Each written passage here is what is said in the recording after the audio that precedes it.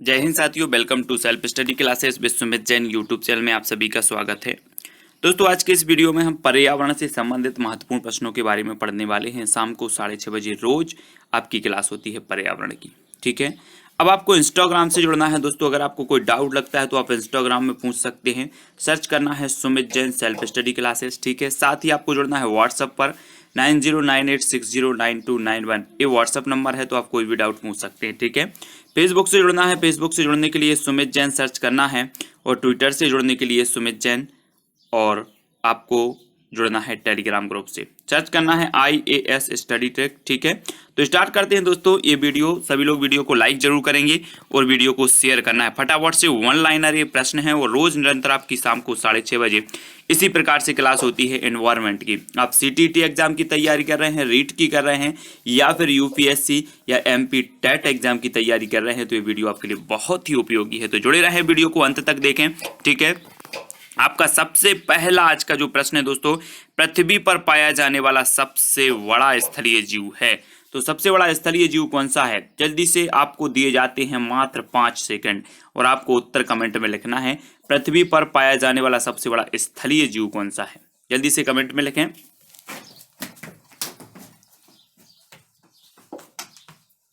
तब आपका राइट जो आंसर हो जाएगा दोस्तों, वो क्या हो जाएगा?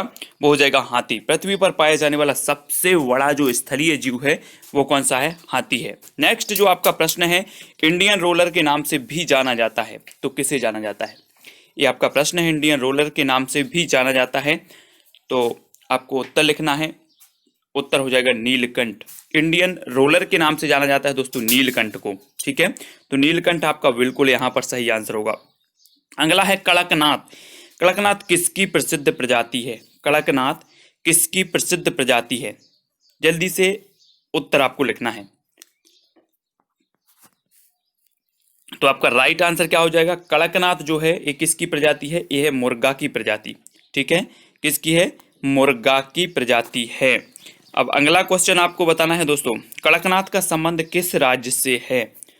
तो कड़कनाथ का संबंध, कड़कनाथ किसकी प्रजाति है आपने ऊपर पढ़ा, तो कड़कनाथ मुर्गा की प्रजाति है। अब एक कड़कनाथ का जो संबंध है वो किस राज्य से है, ये हमें बताना है।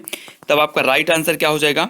उत्तर आपका हो जाएगा मध्य प्रदेश। कड़कनाथ का जो संबंध है, कड़कनाथ मुर्गे का जो संबंध है वो किससे है? मध्य प्रदेश से है। ठीक है, मध्य प्रदेश आपका बिल्कुल यहाँ पर सही आंसर होगा। अगला क्वेश्चन देख लेते हैं, मोर कहाँ की मूल प्रजाति है? मोर आपको बताना है। जो राष्ट्रीय पक्षी हमारा मोर है, मोर जो मूल प्रजाति है ये कहाँ की है मोर की? तब आपका राइट आंसर हो जाएगा दक्षिण एवं दक्षिण पूर्व एशिया। दक्षिण एवं दक्षिण पूर्व एशिया की मूल प्रजाति है मोर। ठीक है, ये चीज आपको याद रखनी है। अगला क्वेश्चन देख लेते हैं, तोते का वैज्ञानिक नाम क्या है? तोता, आपने देखा होगा तोता, अब इसका वैज्ञानिक नाम बताना है। जल्दी से बताएं। तो आपका राइट आंसर क्या हो जाएगा? तोते का वैज्ञानिक नाम बताना है और आपका बिल्कुल सही आंसर होगा क्या? सिराक्यूला कैमरी। सिराक्यूला कैमरी ये तोते का वैज्ञानिक नाम है। ठीक है, आपको याद रखना है। अगला है, सजीवों को 5 जगतों में किसने विभाजित किया? तो उत्तर लिखें जल्दी से। सजीवों को 5 जगतों में जो विभाजित करने वाले हैं वो कौन है? तो आपका राइट आंसर यहां पर क्या होगा? तब आपका बिल्कुल सही आंसर होगा दोस्तों R.H. व्हिटेकर। कौन है? R.H. व्हिटेकर। इन्होंने सजीवों को 5 जगतों में विभाजित किया है। किसने? R.H. व्हिटेकर साहब ने। तो आपका बिल्कुल सही आंसर R.H. व्हिटेकर ही होगा। अगला है, पौधों में गैसों का आदान प्रदान कैसे होता है? आपने पौधे देखे होंगे। ठीक है, पौधे देखे होंगे, पौधे की पत्तियां देखी होंगी। पत्तियां हरे रंग की होती, हरे रंग की क्यों होती हैं? क्लोरोफिल के कारण होती हैं। लेकिन पौधों में गैसों का जो आदान प्रदान होता है वो कैसे होता है आपको बताना है। और आपका बिल्कुल सही आंसर क्या हो जाएगा? पत्तियों के द्वारा। ठीक है, पौधों में गैसों का जो आदान प्रदान होता है वो पत्तियों के द्वारा होता है। पत्तियों का हरा रंग क्यों होता है? तो क्लोरोफिल के कारण होता है। ठीक है, तो याद रखना है। अगला क्वेश्चन देख लेते हैं। अगला क्वेश्चन है दोस्तों, क्रिकेट इतिहास में प्रथम एक दिवसीय मैच कब और कहाँ खेला गया? आपके सिलेबस में खेल और कार्य है, तो क्रिकेट इतिहास में प्रथम एक दिवसीय जो मैच है वो कब और कहां पर खेला गया? प्रश्न क्रमांक 9 का उत्तर हमें यहां पर लिखना है। तब आपका राइट आंसर क्या हो जाएगा? क्रिकेट के कुछ दीवाने होंगे, क्रिकेट खेलते होंगे, और आपका बिल्कुल सही आंसर होगा 5 जनवरी 1971 मेलबॉर्न। ठीक है, मेलबॉर्न में 5 जनवरी 1971 आपका बिल्कुल सही आंसर होगा। हॉकी का जन्मदाता किस देश को कहा जाता है? प्रश्न क्रमांक है अपना 10। हॉकी का जन्मदाता आपको बताना है, तो कमेंट में लिखें। तब आपका राइट आंसर होगा इंग्लैंड। हॉकी का जन्मदाता किसे कहा जाता है? इंग्लैंड को। ठीक है, अगला देख लो, अखिल भारतीय फुटबॉल फेडरेशन की स्थापना कब हुई? अखिल भारतीय फुटबॉल फेडरेशन की स्थापना कब हुई? ये प्रश्न क्रमांक अपना 11 है, और 11 का उत्तर आपको बताना है। तब आपका बिल्कुल सही आंसर होगा वर्ष 1937। अखिल भारतीय फुटबॉल फेडरेशन की जो स्थापना हुई वो कब हुई?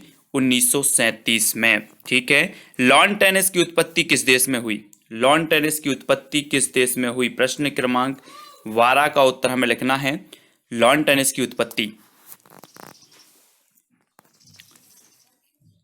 तब आपका राइट आंसर क्या हो जाएगा? लॉन टेनिस की उत्पत्ति हुई है तो इंग्लैंड में हुई है। ठीक है, लॉन टेनिस की उत्पत्ति।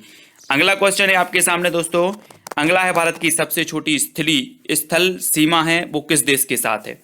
सबसे छोटी बताना है आपको, भारत की सबसे छोटी स्थलीय सीमा किस देश के साथ है? प्रश्न क्रमांक 14। तब आपका बिल्कुल सही आंसर होगा अफगानिस्तान। 106 किलोमीटर। कितनी है अफगानिस्तान के साथ? 106 किलोमीटर है। ठीक है, सबसे छोटी स्थलीय सीमा है। पोलो में खिलाड़ियों की संख्या कितनी होती है? पोलो में खिलाड़ियों की संख्या आपको बताना है कितनी होती है? प्रश्न क्रमांक 15। तो आपका राइट आंसर क्या होगा? आंसर हो जाएगा 4। पोलो जो खेल है इसमें खिलाड़ियों की जो संख्या होती है वो होती है 4। ठीक है, याद रखेंगे सभी लोग। अगला क्वेश्चन है दोस्तों, भारत का पश्चिमी बिंदु कौन सा है? पश्चिमी बिंदु बताना है। प्रश्न क्रमांक 16, भारत का पश्चिमी जो बिंदु है वो कौन सा है? तो कौन सा है पश्चिमी बिंदु? सर क्रीक गुजरात, ये भारत का पश्चिमी बिंदु माना जाता है। ठीक है, नेक्स्ट, डूरंड कप किस खेल से संबंधित है? डूरंड कप बताना है आपको किस खेल से संबंधित है। तब आपका बिल्कुल सही आंसर होगा फुटबॉल। डूरंड कप किस खेल से संबंधित है? तो फुटबॉल से संबंधित है। ठीक है, याद रखेंगे। अगला क्वेश्चन देख लेते हैं, हिमा दास किस खेल से संबंधित हैं? प्रश्न क्रमांक है अपना 18। हिमा दास किस खेल से संबंधित है? आपको खिलाड़ियों के उपनाम भी पता होनी चाहिए, कौन सा खिलाड़ी किस खेल से संबंधित है वो भी पता होनी चाहिए, और आपका बिल्कुल सही आंसर होगा एथलेटिक्स। हिमा दास संबंधित हैं किस खेल से? एथलेटिक्स से संबंधित हैं। पक्षियों का महाद्वीप किस महाद्वीप को कहा जाता है? आपने महाद्वीप पढ़े हैं, और महाद्वीपों में पक्षियों का महाद्वीप किस महाद्वीप को कहा जाता है? एक प्रश्न और पूछा जाता है कि श्वेत महाद्वीप किसे कहा जाता है? तो अंटार्कटिका महाद्वीप को कहा जाता है। लेकिन अगर बात करें कि पक्षियों का महाद्वीप किस महाद्वीप को कहा जाता है, तो आपका उत्तर होगा दक्षिण अमेरिका। दक्षिण अमेरिका जो है उसे पक्षियों का महाद्वीप भी कहा जाता है। ठीक है, अगला है सेरीकल्चर संबंधित है, तो किससे संबंधित है सेरीकल्चर? प्रश्न क्रमांक 20। तब आपका बिल्कुल सही आंसर होगा रेशम उत्पादन। किससे संबंधित है सेरीकल्चर? रेशम उत्पादन से संबंधित है। ठीक है, अगला है जैविक खेती अपनाने वाला भारत का प्रथम राज्य कौन सा है? जैविक खेती अपनाने वाला भारत का प्रथम राज्य आपको बताना है। तो प्रश्न क्रमांक 21 और 21 का बिल्कुल सही आंसर होगा सिक्किम। जैविक खेती अपनाने वाला भारत का जो प्रथम राज्य है वो राज्य है सिक्किम। ठीक है, अगला क्वेश्चन देख लेते हैं। अगला जो अपना प्रश्न है, हरा सोना किसे कहा जाता है? हरा सोना बताना है आपको किसे कहा जाता है, आपने पढ़ा होगा। प्रश्न क्रमांक 22। तब आपका बिल्कुल सही आंसर होगा हरा सोना कहा जाता है वन को। ठीक है, वनों को कहा जाता है हरा सोना। साइलेंट वैली के चर्चित होने का कारण क्या है? प्रश्न है 23, और साइलेंट वैली के चर्चित होने का कारण आपको बताना है। तो क्या कारण है? साइलेंट वैली या फिर शांत घाटी जो कि केरल में स्थित है, और इसके प्रसिद्ध होने के कारण है, चर्चित होने का कारण क्या है? जैव विविधता। जैव विविधता का हॉट स्पॉट क्षेत्र है साइलेंट वैली, इसलिए ये क्या है जो है चर्चित है। 23, ठीक है। घाना पक्षी विहार किस राज्य में स्थित है? प्रश्न क्रमांक 24, घाना पक्षी विहार किस राज्य में स्थित है, पूछा गया है प्रश्न। और आपका बिल्कुल सही आंसर क्या हो जाएगा? राजस्थान। कहां पर है? राजस्थान में है, ठीक है। घाना पक्षी विहार है राजस्थान। अगला क्वेश्चन है, एन.वाई. रोनेर शब्द किस भाषा से लिया गया है? एन.वाई. रोनेर जो शब्द है वो किस भाषा से लिया गया? 25 का आंसर बताना है। और आपका बिल्कुल सही आंसर होगा, एन.वाई. रोनेर शब्द लिया गया है फ्रेंच भाषा से। किस भाषा से? फ्रेंच भाषा से लिया गया है, ठीक है। अगला क्वेश्चन देख लेते हैं। अगला जो अपना प्रश्न है वो है, स्कर्वी नामक बीमारी किस विटामिन की कमी से होती है? स्कर्वी नामक बीमारी किस विटामिन की कमी से होती है? तो आप सभी को पता है कि विटामिन सी की कमी से जो रोग हो जाता है वो स्कर्वी नामक रोग हो जाता है, स्कर्वी नामक बीमारी हो जाती है, ठीक है। तो विटामिन सी का जो प्रचुर स्रोत माना जाता है वो आंवला माना जाता है, ठीक है। तो ये भी याद रखना है। लेटा हुआ ग्रह किसे कहा जाता है? प्रश्न क्रमांक 27, लेटा हुआ ग्रह किसे कहा जाता है? पूछा गया है क्वेश्चन कई एग्जाम में। तो आपका यहाँ पर बिल्कुल सही आंसर होगा यूरेनस। यूरेनस यानी कि अरुण, अरुण को कहा जाता है लेटा हुआ ग्रह, ठीक है। अगला क्वेश्चन है, वर्षा एवं आर्द्र पर्णपाती वन संस्थान कहाँ स्थित है? वर्षा एवं आर्द्र पर्णपाती वन संस्थान कहाँ पर स्थित है? 28 का आंसर। तो वर्षा एवं आर्द्र पर्णपाती वन संस्थान जो स्थित है वो कहाँ पर है? जोरहट, जोरहट में स्थित है, ठीक है। अगला है, हरित उपभोक्ता दिवस कब मनाया जाता है? प्रश्न क्रमांक 29, हरित उपभोक्ता दिवस, हरित उपभोक्ता दिवस कब मनाया जाता है? तो आपका बिल्कुल सही आंसर होगा 28 सितंबर। 28 सितंबर को मनाया जाता है हरित उपभोक्ता दिवस। याद रखना है, प्रायद्वीपीय पठार का आकार कैसा है? प्रायद्वीपीय पठार का आकार बताना है। प्रश्न क्रमांक 30 का उत्तर क्या हो जाएगा आपका? प्रायद्वीपीय पठार का जो आकार होता है वो होता है त्रिभुजाकार। कैसा? त्रिभुजाकार होता है, ठीक है, प्रायद्वीपीय पठार का आकार। अगला क्वेश्चन देख लेते हैं। अगला है, विश्व जनसंख्या दिवस कब मनाया जाता है? विश्व जनसंख्या दिवस बताना है। प्रश्न क्रमांक 31, कब मनाया जाता है विश्व जनसंख्या दिवस? तब आपका बिल्कुल सही आंसर होगा 11 जुलाई। सभी ने बिल्कुल सही बताया है, विश्व जनसंख्या दिवस मनाया जाता है 11 जुलाई को, ठीक है। अंतर्राष्ट्रीय वाघ दिवस कब मनाया जाता है? प्रश्न क्रमांक 32, अंतर्राष्ट्रीय वाघ दिवस। तो आपका बिल्कुल सही आंसर हो जाएगा 29 जुलाई को। अंतर्राष्ट्रीय वाघ दिवस जो मनाया जाता है वो मनाया जाता है 29 जुलाई को, ठीक है, 29 जुलाई। अगला देख लेते हैं, बी.आर. अम्बेडकर का संविधान सभा में निर्वाचन कहाँ से हुआ था? बी.आर. अम्बेडकर साहब संविधान के जनक कहे जाते हैं और इनका संविधान सभा में जो निर्वाचन हुआ था वो कहाँ से हुआ था? प्रश्न क्रमांक 33 का आंसर। तो आपको बिल्कुल सही आंसर होगा मुंबई प्रेसिडेंसी। कहाँ से हुआ था? मुंबई प्रेसिडेंसी से हुआ था।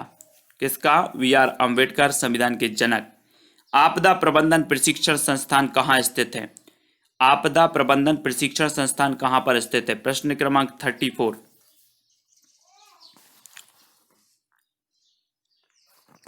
तब आपका बिल्कुल सही आंसर होगा कहां पर है? महाराष्ट्र, लातूर में आपदा प्रबंधन प्रशिक्षण संस्थान है, महाराष्ट्र, लातूर, ठीक है। पशु जो रात में जगते हैं वस्तुओं को किस रंग में देखते हैं? आपने देखे होंगे निशाचर जिन्हें कहा जाता है। पशु जो रात में जगते हैं उन्हें वस्तुओं का जो रंग दिखाई देता है वो किस रूप में वे देखते हैं, किस रंग में देखते हैं? तो आपका बिल्कुल सही आंसर होगा ब्लैक एंड व्हाइट। किस रूप में देखते हैं? ब्लैक एंड व्हाइट में, ठीक है। अगला है दोस्तों, अगला जो आपका प्रश्न है वो है, वाहनों के लिए साफ सुथरा ईंधन कौन सा है?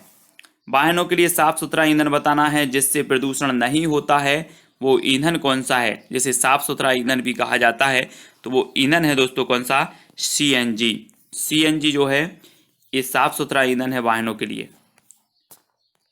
अगला प्रश्न है, कथकली किस राज्य का नृत्य है? कथकली बताना है। एक और नृत्य है कथक, ठीक है, एक कथक है। तो कथक कहाँ का है? उत्तर प्रदेश का। लेकिन कथकली की बात करें तो ये कथकली कहाँ का है? ये है केरल, ठीक है। तो याद रखना है आपको। अगला देख लेते हैं, पानी पंचायत आंदोलन किसने शुरू किया था? पानी पंचायत आंदोलन बताना है ये किसने शुरू किया था। प्रश्न क्रमांक 38 का आंसर। पानी पंचायत आंदोलन किसने शुरू किया? और आपका बिल्कुल सही आंसर होगा बिलासराव सालुखे। बिलासराव सालुखे, ठीक है, इन्होंने पानी पंचायत आंदोलन शुरू किया था। अगला है, प्रोजेक्ट रेड पांडा की शुरुआत कब हुई? प्रोजेक्ट रेड पांडा की शुरुआत कब हुई? प्रश्न क्रमांक 39। तो उत्तर क्या हो जाएगा? प्रोजेक्ट रेड पांडा की जो शुरुआत हुई वो शुरुआत हुई 1996 में, ठीक है। कब हुई? 1996। अगला क्वेश्चन देख लेते हैं, सरिस्का राष्ट्रीय उद्यान कहाँ स्थित है? सरिस्का राष्ट्रीय उद्यान प्रश्न क्रमांक 40। कहां पर स्थित है सरिस्का राष्ट्रीय उद्यान? और ये स्थित है राजस्थान में। कहां पर? राजस्थान। सरिस्का राष्ट्रीय उद्यान स्थित है राजस्थान। अगला क्वेश्चन है, बांध नहीं चाहिए, बांध पहाड़ का विनाश है, यह कथन किसका है? बांध नहीं चाहिए, बांध पहाड़ का विनाश है, यह कथन किसका है? 41 का उत्तर। तो आपका बिल्कुल सही आंसर होगा, एक कथन है सुंदरलाल बहुगुणा। किसका है? सुंदरलाल बहुगुणा का। याद रखना है, लास्ट में बताना भी है कितने क्वेश्चन आपने सही किए हैं, कितने क्वेश्चन कमेंट में बताए हैं। राष्ट्रीय जैव विविधता प्राधिकरण का मुख्यालय कहाँ स्थित है? राष्ट्रीय जैव विविधता प्राधिकरण का मुख्यालय आपको बताना है। प्रश्न क्रमांक 42। तब आपका राइट आंसर होगा कहां पर है? चेन्नई। राष्ट्रीय जैव विविधता प्राधिकरण का जो मुख्यालय है वो चेन्नई में स्थित है, ठीक है। अगला क्वेश्चन, सर्वप्रथम हॉटस्पॉट शब्द का प्रयोग किसने किया था? प्रश्न क्रमांक 43। सर्वप्रथम हॉटस्पॉट शब्द का प्रयोग किसने किया था? आपने देखा होगा जैव विविधता के हॉटस्पॉट क्षेत्र हैं, और हॉटस्पॉट शब्द का जो प्रयोग किया था सर्वप्रथम प्रश्न क्रमांक 43 में, आपका उत्तर हो जाएगा किसने? नॉर्मन मॉयर्स ने, ठीक है। हॉटस्पॉट शब्द का इन्होंने प्रथम प्रयोग किया था, तो याद रख लेना है। अगला क्वेश्चन देख लेते हैं, पंपास घास का मैदान कहाँ स्थित है? पंपास घास का मैदान बताना है आपको। तो आपका प्रश्न क्रमांक 44 है, और आपका बिल्कुल सही आंसर क्या होगा? पंपास घास का मैदान जो स्थित है वो स्थित है अर्जेंटीना, ठीक है, अर्जेंटीना में है। भारतीय पारिस्थितिकी के जनक कौन है? भारतीय पारिस्थितिकी के जनक आपको बताना है। 45 का उत्तर। कौन है भारतीय पारिस्थितिकी के जनक? तब आपका बिल्कुल सही आंसर क्या होगा? प्रोफेसर रामदेव मिश्रा। भारतीय पारिस्थितिकी के जनक इन्हें माना जाता है, रामदेव मिश्रा साहब को। अगला क्वेश्चन है, गहन पारिस्थितिकी के जनक कौन है? गहन पारिस्थितिकी के जनक बताना है। 46 का आंसर। आपका बिल्कुल सही आंसर क्या होगा? जल्दी से कमेंट में लिखें, गहन पारिस्थितिकी के जनक बताना है। कौन है? तो आपका बिल्कुल सही आंसर होगा अर्नीस नीस। कौन है? अर्नीस नीस एक गहन पारिस्थितिकी के जनक हैं। और अगला क्वेश्चन है, नदी, तालाब, झील, घास का मैदान, वन किस प्रकार के पारिस्थितिक तंत्र के उदाहरण हैं? नदी, तालाब, झील, घास का मैदान, वन किस प्रकार के पारिस्थितिक तंत्र के उदाहरण माने जाते हैं? 47 का आंसर। और राइट आंसर आपका होगा प्राकृतिक। किस प्रकार के माने जाते हैं? प्राकृतिक, ठीक है। अगला क्वेश्चन, पारिस्थितिक तंत्र के मित्र कहलाते हैं तो कौन कहलाते हैं? पारिस्थितिक तंत्र के मित्र आपने पढ़ा होगा किसान के मित्र केंचुआ कहलाते हैं, लेकिन पारिस्थितिक तंत्र के जो मित्र कहलाते हैं वो नीम, पीपल, बरगद और तुलसी, ये कहलाते हैं पारिस्थितिक तंत्र के मित्र, ठीक है। तो याद रख लेना है, केंद्रीय पक्षी शोध संस्थान स्थित है। तो केंद्रीय पक्षी शोध संस्थान स्थित है तो कहां पर स्थित है? 49 का उत्तर बताना है। पक्षी शोध संस्थान। तब आपका राइट आंसर हो जाएगा इज्जत नगर बरेली, ठीक है। पक्षी शोध संस्थान इज्जत नगर बरेली में है। अगला है दोस्तों, गैंडा स्टेट के नाम से जाना जाता है। तो प्रश्न क्रमांक 50 का उत्तर आपका क्या होगा? गैंडा स्टेट के नाम से जाना जाता है तो किस स्टेट को, किस राज्य को जाना जाता है? प्रश्न क्रमांक 50 और अंतिम आपका प्रश्न है, और आपका बिल्कुल सही आंसर हो जाएगा असम। असम को गैंडा स्टेट के नाम से जाना जाता है, ठीक है। क्वेश्चन देखो, पक्षियों का महाद्वीप किसे कहा जाता है? तो जल्दी से बताना है आपको, पक्षियों का महाद्वीप। प्रश्न क्रमांक 51 अगर आपसे बनता है तो उत्तर जरूर लिखें। तब आपका बिल्कुल सही आंसर क्या हो जाएगा? आंसर हो जाएगा दक्षिण अमेरिका। पक्षियों का महाद्वीप कहा जाता है दोस्तों दक्षिण अमेरिका को, ठीक है। दक्षिण अमेरिका जो है आपका बिल्कुल यहाँ पर सही आंसर होगा। अगला क्वेश्चन आपको बताना है, दुनिया में रबड़ का सबसे बड़ा उत्पादक और निर्यातक कौन है? प्रश्न क्रमांक 52 है, कौन सा देश है जो दुनिया में रबड़ का सबसे ज़्यादा उत्पादन करता है और निर्यात भी कर? तो दुनिया में रबड़ का सबसे बड़ा उत्पादक और निर्यातक कौन है? तो सबसे बड़ा उत्पादक और निर्यातक जो है वो है थाईलैंड। थाईलैंड आपका यहाँ पर बिल्कुल सही होगा, ठीक है। अगला क्वेश्चन देखो, पर्यावरण संरक्षण के लिए ग्रीन आर्मी को किसने प्रारंभ किया? जी हाँ दोस्तों, आपने कई बार पढ़ा होगा, ग्रीन आर्मी शब्द भी देखा होगा, है ना। अब ग्रीन आर्मी को किसने प्रारंभ किया, ये प्रश्न आपको बताना है। पर्यावरण संरक्षण के लिए किया है। तब आपका उत्तर क्या हो जाएगा 53 का? अगर आपसे बनता है तो कमेंट में जरूर लिखें। उत्तर हो जाएगा ऑस्ट्रेलिया। पर्यावरण संरक्षण के लिए ग्रीन आर्मी को प्रारंभ करने वाले जो देश है वो ऑस्ट्रेलिया है, ठीक है। अगला है, वायुमंडल की सबसे निचली परत को किस रूप में जाना जाता है? कुछ जाना जाता है, खालिस्तान के रूप में जाना जाता है। तो जल्दी से बताएं। प्रश्न क्रमांक 54 का आंसर, वायुमंडल की सबसे निचली परत को खालिस्तान के रूप में जाना जाता है। तो 54 का आपका राइट आंसर क्या हो जाएगा? यहाँ पर आपका बिल्कुल सही और सटीक आंसर होगा ट्रोपोस्फियर। ट्रोपोस्फियर यानी कि क्षोभ मंडल, ये सबसे निचली परत है वायुमंडल की, ठीक है। तो आपको याद रख लेना, इसे ट्रोपोस्फियर भी कहा जाता है। अगला क्वेश्चन यहाँ पर देख लेते हैं, जीव और वातावरण के बीच आपसी संबंधों को वैज्ञानिक अध्ययन में खालिस्तान के रूप में जाना जाता है। तो जल्दी से बताएं, जीव और वातावरण के बीच आपसी संबंधों को वैज्ञानिक अध्ययन में किस रूप में जाना जाता है? 55 का उत्तर।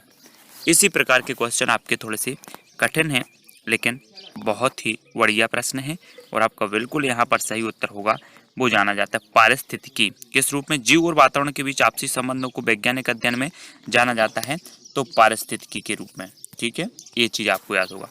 अगला है, वह कौन सी प्रक्रिया है जिसके अंतर्गत पौधे सूर्य की सहायता से भोजन बनाते हैं? वह कौन सी प्रक्रिया है जिसके अंतर्गत पौधे सूर्य की सहायता से भोजन बनाते हैं? वो प्रक्रिया बताना है 56 का आंसर। आंसर क्या होगा? वह कौन सी प्रक्रिया है जिसके अंतर्गत पौधे सूर्य की सहायता से भोजन बनाते हैं? तो वह प्रक्रिया है प्रकाश संश्लेषण। कौन सी है? प्रकाश संश्लेषण प्रक्रिया है जिसके अंतर्गत जो पौधे हैं वो सूर्य की सहायता से क्या बनाते हैं? भोजन बनाते हैं, ठीक है। अगला क्वेश्चन देखो, पेड़ पौधे प्रदूषण को घटाते हैं क्योंकि वे अवशोषण करते हैं। काय का अवशोषण करते हैं? पेड़ पौधे प्रदूषण को घटाते हैं क्योंकि वे अवशोषण करते हैं। तो आपको बताना है किस चीज का अवशोषण करते हैं। तब आपका यहाँ पर बिल्कुल सही आंसर जो होगा वो करते हैं कार्बन डाइऑक्साइड। कार्बन डाइऑक्साइड का आपका बिल्कुल सही हो जाएगा, ठीक है। और ये प्रदूषण को घटाते हैं। अगला क्वेश्चन देख लेते हैं। अगला जो अपना प्रश्न है दोस्तों, पारिस्थितिकी निकाय में ऊर्जा का प्राथमिक स्रोत क्या है? पारिस्थितिकी निकाय में ऊर्जा का आपको प्राथमिक स्रोत बताना है। तो प्राथमिक स्रोत क्या है? तब आपका बिल्कुल सही आंसर होगा सौर ऊर्जा। पारिस्थितिकी निकाय में ऊर्जा का जो प्राथमिक स्रोत है वो क्या है? सौर ऊर्जा, ठीक है। आपको यहाँ पर याद रखना है। परितंत्र में मानव है, तो परितंत्र में मानव क्या है? प्रश्न क्रमांक 59 और आपका बिल्कुल सही आंसर होगा सर्वाहारी। मानव क्या होता है? सर्वाहारी होता है, ठीक है। जो मांस भी खाते हैं और शाकाहारी भोजन भी करते हैं वो कहलाते हैं सर्वाहारी, ठीक है। एक परितंत्र के कौन से दो घटक होते हैं? एक परितंत्र के कौन से दो घटक होते हैं? आपको बताना है, बिल्कुल सरल आंसर है। तब आपका बिल्कुल सही आंसर होगा जीवीय तथा अजीवीय, है ना। ये दो घटक होते हैं, जैविक और अजैविक घटक। एक परितंत्र में ये दो घटक होते हैं, ठीक है। अगला है, राष्ट्रीय कोरल रीफ अनुसंधान केंद्र कहाँ है? कोरल रीफ अनुसंधान केंद्र कहाँ पर स्थित है? प्रश्न क्रमांक 61। तो आपका बिल्कुल सही आंसर क्या होगा? अंडमान और निकोबार द्वीप समूह में, ठीक है। राष्ट्रीय कोरल रीफ अनुसंधान केंद्र कहाँ है? अंडमान और निकोबार द्वीप समूह में। अगला क्वेश्चन देख ले। अगला जो अपना क्वेश्चन है नागोया प्रोटोकॉल से संबंधित है। नागोया प्रोटोकॉल खालिस्तान से संबंधित है, तो किससे संबंधित है? जल्दी बताएं। नागोया प्रोटोकॉल खालिस्तान से संबंधित है, तो वो है जैव विविधता से। किससे संबंधित है? जैव विविधता से। ठीक है, नागोया प्रोटोकॉल संबंधित है जैव विविधता। अगला क्वेश्चन देखो, रामसर सम्मेलन खालिस्तान के संरक्षण से संबंधित है। रामसर सम्मेलन खालिस्तान के संरक्षण से संबंधित है, तो किसके संरक्षण से संबंधित है? तब आपका बिल्कुल सही आंसर क्या होगा? नम भूमि। नम भूमि के संरक्षण से संबंधित है कौन सा सम्मेलन? रामसर सम्मेलन। ठीक है, अगला क्वेश्चन है दोस्तों, भारतीय राष्ट्रीय जैविक विविधता प्राधिकरण स्थापित किया, तो आपको बताना है आंसर आपका क्या हो जाएगा? 2003 चेन्नई में। भारतीय राष्ट्रीय जैविक विविधता जो प्राधिकरण स्थापित किया गया वो कहाँ किया गया? 2003 में किया गया और चेन्नई में किया गया। ठीक है, ये चीज़ याद रखनी है। अगला क्वेश्चन देख लेते हैं, UNEP का मुख्यालय कहाँ है? सभी को बताना है, तो कहाँ पर है UNEP का मुख्यालय? प्रश्न क्रमांक है 65 और 65 का जो आपका राइट आंसर हो जाएगा वो क्या हो जाएगा? UNEP का आपको मुख्यालय बताना है। तो ये जो मुख्यालय है वो कहाँ पर है? ये है नैरोबी में। UNEP का मुख्यालय है दोस्तों नैरोबी। ठीक है, नैरोबी में, याद रखना है। अगला है, पशु हिंसा रोकथाम अधिनियम कब स्थापित हुआ? पशु हिंसा रोकथाम अधिनियम कब स्थापित हुआ? प्रश्न क्रमांक 66 का आंसर यहाँ पर बताना है। पशु हिंसा रोकथाम अधिनियम जो स्थापित हुआ वो हुआ 1960 में। कब हुआ? 1960। पशु हिंसा रोकथाम अधिनियम 1960। अगला है, भारत के एनिमल वेलफेयर बोर्ड का मुख्यालय कहाँ स्थित है? भारत के एनिमल वेलफेयर बोर्ड का जो मुख्यालय है वो कहाँ पर स्थित है? प्रश्न क्रमांक 67। तब आपका बिल्कुल सही आंसर कहाँ होगा? चेन्नई। ठीक है, एनिमल वेलफेयर बोर्ड का जो मुख्यालय है वो कहाँ पर है? चेन्नई में। अगला क्वेश्चन, विश्व मौसम विज्ञान संगठन का मुख्यालय कहाँ अवस्थित है? विश्व मौसम विज्ञान संगठन, इसका मुख्यालय कहाँ पर अवस्थित है? तो 68 का जो आपका बिल्कुल सही आंसर होगा, विश्व मौसम विज्ञान संगठन का जो मुख्यालय है वो है जिनेवा। ठीक है, कहाँ पर है? जिनेवा में। अगला है दोस्तों, आपका प्रश्न है, राष्ट्रीय पर्यावरण अभियांत्रिकी शोध संस्थान नीरी कब और कहाँ स्थापित किया गया? नीरी के बारे में आपको पता है, राष्ट्रीय पर्यावरण अभियांत्रिकी शोध संस्थान जिसे कि नीरी कहा जाता है। अब नीरी कब और कहाँ पर स्थापित किया गया ये बताना है। तो आपका बिल्कुल राइट जो आंसर हो जाएगा कमेंट में लिखना है 1958। 1958 में स्थापित किया गया। और ये कहाँ पर स्थापित किया गया? तो ये किया गया नागपुर में। ठीक है, ये चीज याद रखना। नीरी, पॉलीथीन की थैलियों को नष्ट नहीं किया जा सकता क्योंकि वे बनी होती हैं, किससे बनी होती हैं? पॉलीथीन की जो थैलियाँ होती हैं आपको पता है, इनको नष्ट नहीं किया जा सकता। क्यों नहीं किया जा सकता? क्योंकि ये बनी होती हैं। तो ये किसकी बनी होती हैं? तब आपका बिल्कुल सही आंसर होगा पॉलीमार। ये बनी होती हैं पॉलीमार से। ठीक है, अगला है, अंतर्राष्ट्रीय अम्ल वर्षा सूचना केंद्र स्थापित किया गया। अंतर्राष्ट्रीय अम्ल वर्षा सूचना केंद्र स्थापित किया गया, तो आपका बिल्कुल सही आंसर क्या होगा? आंसर होगा मैनचेस्टर में। ठीक है, अंतर्राष्ट्रीय अम्ल वर्षा सूचना केंद्र स्थापित किया गया मैनचेस्टर। ठीक है, विश्व के नॉर्वे और स्वीडन ऐसे देश हैं जहां पर सर्वाधिक क्या होती है? अम्ल वर्षा होती है। तो ये चीज़ आपको याद रखनी है। और अंतर्राष्ट्रीय अम्ल वर्षा सूचना केंद्र स्थापित मैनचेस्टर में किया गया। 71 का आंसर, वंशपति अनुक्रम की संकल्पना का प्रतिपादन किसने किया? प्रश्न क्रमांक 72, वंशपति अनुक्रम की संकल्पना का जो प्रतिपादन है वो किसने किया है? तो आपका बिल्कुल सही आंसर होगा क्लीमेंट्स ने। किसने किया? क्लीमेंट्स। वंशपति अनुक्रम की संकल्पना का प्रतिपादन करने वाले जो विद्वान हैं वो हैं क्लीमेंट्स। अगला आपका प्रश्न है, पृथ्वी का वह हिस्सा जहाँ जहाँ जीवन यापन होता है खालिस्तान कहलाता है, खालिस्तान के रूप में जाना जाता है। तो पृथ्वी का वह हिस्सा कौन सा है जहाँ जहाँ पर जीवन यापन होता है?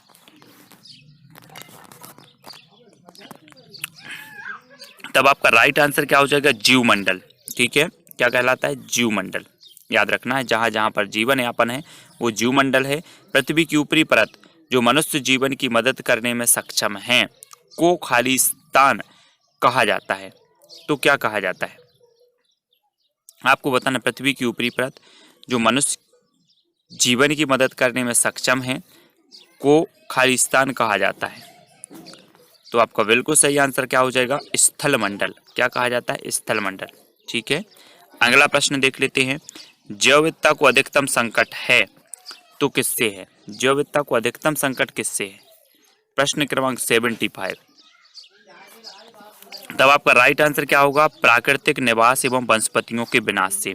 प्राकृतिक निवास और वनस्पतियों के विनाश से जैव विविधता को अधिकतम संकट है, क्योंकि प्राकृतिक निवास नहीं रहेंगे और वनस्पतियों का विनाश होगा तो जैव विविधता नहीं रहेगी, अर्थात जीव जो होंगे वो नष्ट होते जाएंगे और जैव विविधता घटती जाएगी।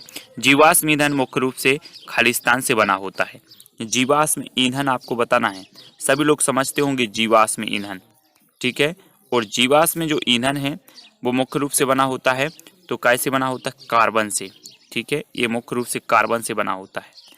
अगला क्वेश्चन है, सागरीय खरपतवार किसका महत्वपूर्ण स्रोत है? सागरीय जो खरपतवार है किसका महत्वपूर्ण स्रोत है? प्रश्न क्रमांक 77। तो आपका बिल्कुल सही आंसर होगा आयोडीन। क्या का है? सागरीय खरपतवार किसका महत्वपूर्ण स्रोत है? तो आयोडीन का, ठीक है।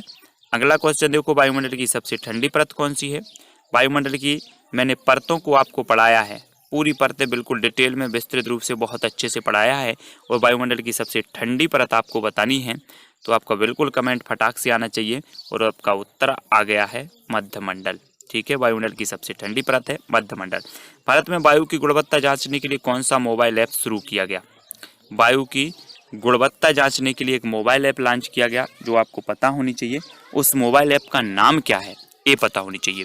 तो प्रश्न क्रमांक है आपका 79 और आपका उत्तर हो जाएगा सफर एयर। सफर एयर ऐसा मोबाइल ऐप है जो वायु की क्या जांचता है? गुणवत्ता को जांचता है, ठीक है। अगला क्वेश्चन आपको है, भारतीय उपमहाद्वीप के जल में पाए जाने वाली समुद्री कछुओं की 5 प्रजातियों में से कौन सी सबसे अधिक आबादी वाली प्रजाति है? भारतीय उपमहाद्वीप के जल में पाए जाने वाली समुद्री कछुओं की 5 प्रजातियों में से कौन सी सबसे अधिक आबादी वाली प्रजाति है? तो कौन सी है? प्रश्न क्रमांक 80 का उत्तर हमें यहाँ पर लिखना है। और आपका बिल्कुल सही आंसर क्या होगा? आंसर होगा ओलिव रिडले। ओलिव रिडले एक कछुओं की प्रजातियां है, ठीक है, जो सबसे अधिक आबादी वाली प्रजाति है, ठीक है। अगला क्वेश्चन है, विशालकाय panda World Wide Fund for Nature का आधिकारिक प्रतीक है। वर्ल्ड वाइड WWF का जो है आधिकारिक प्रतीक है। यह जानवर किस देश में पाया जाता है? कौन सा? पांडा। पांडा किस देश में पाया जाता है? तो आपका बिल्कुल सही आंसर होगा कहाँ पर पाया जाता है? चाइना, यानी कि चीन में पाया जाता है, ठीक है। अगला क्वेश्चन देखो, कौन सी गैस ग्लोबल वार्मिंग के लिए ज़्यादा जिम्मेदार है? तो कौन सी गैस है जो ग्लोबल वार्मिंग के लिए ज़्यादा जिम्मेदार है? प्रश्न क्रमांक 82 का उत्तर बताना है। और आपका बिल्कुल जो राइट आंसर हो जाएगा वो क्या हो जाएगा? ग्लोबल वार्मिंग के लिए सभी को पता है कि जो कार्बन डाइऑक्साइड है ये ग्लोबल वार्मिंग के लिए ज़्यादा जिम्मेदार है, ठीक है। और 82 का कार्बन डाइऑक्साइड आपका बिल्कुल सही होगा। इंसुलिन की कमी से होने वाला रोग कौन सा है? प्रश्न क्रमांक है आपका 83। इंसुलिन की कमी से होने वाला रोग हमें यहाँ पर बताना है। तो आपका बिल्कुल सही आंसर क्या होगा? मधुमेह। मधुमेह ऐसा रोग है जो इंसुलिन की कमी से होता है, ठीक है। अगला है, केंद्रीय पादप अनुसंधान संस्थान स्थित है। तो पादप अनुसंधान संस्थान बताना ये कहाँ पर स्थित है? प्रश्न क्रमांक 84। और आपका बिल्कुल सही आंसर होगा केंद्रीय पादप अनुसंधान जो संस्थान है वो कहाँ पर है? लखनऊ में, ठीक है, लखनऊ। अगला क्वेश्चन है, औषधि अनुसंधान संस्थान भी लखनऊ में है। कुचिपुड़ी किस राज्य का नृत्य है? कुचिपुड़ी 85 का उत्तर बताना है। ये किस राज्य का नृत्य है कुचिपुड़ी? तो 85 है, और 85 का आपने जो उत्तर बताया है कुचिपुड़ी नृत्य है तो ये है आंध्र प्रदेश। आंध्र प्रदेश आपका बिल्कुल सही हो जाएगा। कुचिपुड़ी आंध्र प्रदेश का नृत्य है, ठीक है। मॉन्ट्रियल प्रोटोकॉल कहाँ हुआ था? मॉन्ट्रियल प्रोटोकॉल बताना है, ये कहाँ हुआ था मॉन्ट्रियल प्रोटोकॉल? 86 का आंसर। मॉन्ट्रियल प्रोटोकॉल जो हुआ था वो हुआ था कनाडा, 16 सितंबर 1987 को, ठीक है। मॉन्ट्रियल प्रोटोकॉल हुआ था कनाडा में 16 सितंबर 1987 को। अगला प्रश्न देखो, भारत की सबसे छोटी आर्द्र भूमि है। आपको पता है दोस्तों कि भारत में 27 आर्द्र भूमियां हैं, और सबसे छोटी आर्द्र भूमि कौन सी है? प्रश्न क्रमांक 87 का आंसर यहाँ पर बताना है। और 87 का आपका बिल्कुल सही आंसर होगा रेणुका। रेणुका आर्द्र भूमि जो कि हिमाचल प्रदेश में है और ये भारत की सबसे छोटी आर्द्र भूमि मानी जाती है। तो कौन सी मानी जाती है? रेणुका। भारत में आर्द्र भूमियों की संख्या कितनी है? 88 का आंसर आर्द्र भूमियों की संख्या यहाँ पर बताना है। तो आपका बिल्कुल सही आंसर क्या होगा? भारत में आर्द्र भूमियों की जो संख्या है वो है 27। कितनी है? 27। आर्द्र भूमियों की संख्या है 27। IUCN का मुख्यालय कहाँ स्थित है? IUCN का जो मुख्यालय है वो कहाँ पर स्थित है? तो आपका बिल्कुल सही आंसर होगा मॉर्गस, स्विट्जरलैंड। कहाँ पर है? मॉर्गस, स्विट्जरलैंड में। IUCN का मुख्यालय मॉर्गस, स्विट्जरलैंड में। ठीक है। अगला है क्योटो प्रोटोकॉल का मुख्य उद्देश्य क्या था? क्योटो प्रोटोकॉल का मुख्य उद्देश्य क्या था? प्रश्न क्रमांक 90। क्योटो प्रोटोकॉल आपने सुना है, इसका मुख्य उद्देश्य क्या था? तो इसका मुख्य उद्देश्य था ग्रीन हाउस गैसों के उत्सर्जन को कम करना। ग्रीन हाउस गैसों के उत्सर्जन को कम करना क्योटो प्रोटोकॉल का मुख्य उद्देश्य था। ठीक है। अगला देख लो। अगला जो अपना प्रश्न है, किस राष्ट्रीय उद्यान का नाम पूर्व में हैली राष्ट्रीय उद्यान था? सभी को पता है हैली राष्ट्रीय उद्यान किस राष्ट्रीय उद्यान का पूर्व में नाम था? तो जल्दी से कमेंट में लिखें और उत्तर बताएं। और आपका बिल्कुल सही यहाँ पर होगा, क्या हो जाएगा? जिम कॉर्बेट राष्ट्रीय उद्यान। जिम कॉर्बेट राष्ट्रीय उद्यान का पूर्व में जो नाम था दोस्तों वो था हैली। ठीक है, हैली के नाम से जाना जाता था। अंतर्राष्ट्रीय मृदा संरक्षण दिवस कब मनाया जाता है? मृदा संरक्षण दिवस। प्रश्न क्रमांक 92। सभी को पता होनी चाहिए अंतर्राष्ट्रीय मृदा संरक्षण जो दिवस है वो कब मनाया जाता है। तब आपका 92 का बिल्कुल जो राइट आंसर होगा वो क्या हो जाएगा? 5 दिसंबर। 5 दिसंबर को अंतर्राष्ट्रीय मृदा संरक्षण दिवस के रूप में मनाते हैं। ठीक है। विश्व हाथी दिवस कब मनाते हैं? विश्व हाथी दिवस 93 का आंसर बताना है। जल्दी से लिखें कमेंट में, विश्व हाथी दिवस कब मनाया जाता है? तो आपका बिल्कुल राइट आंसर होगा 12 अगस्त को। विश्व हाथी दिवस मनाया जाता है 12 अगस्त को। ठीक है। केंद्रीय खाद्य प्रौद्योगिकी अनुसंधान स्थित है, तो कहाँ स्थित है? केंद्रीय खाद्य प्रौद्योगिकी अनुसंधान स्थित है तो 94 और 94 का आपका बिल्कुल सही आंसर होगा मैसूर। मैसूर में स्थित है केंद्रीय खाद्य प्रौद्योगिकी अनुसंधान। नेक्स्ट प्रश्न है, विश्व हाथ धुलाई दिवस कब मनाया जाता है? विश्व हाथ धुलाई दिवस आपको बताना है, ये कब मनाया जाता है? 95 का उत्तर सभी लोग कमेंट में लिखें। तो आपका बिल्कुल सही आंसर होगा 15 अक्टूबर। 15 अक्टूबर को विश्व हाथ धुलाई दिवस मनाया जाता है। ठीक है, 95 का 15 अक्टूबर। सौर ऊर्जा से संचालित देश का पहला रेलवे स्टेशन कौन सा था? सौर ऊर्जा से संचालित देश का पहला रेलवे स्टेशन कौन सा था? प्रश्न क्रमांक 96। सौर ऊर्जा से संचालित देश का पहला रेलवे स्टेशन कौन सा था? और आपका बिल्कुल सही आंसर होगा गुवाहाटी। कौन सा था? गुवाहाटी। ठीक है।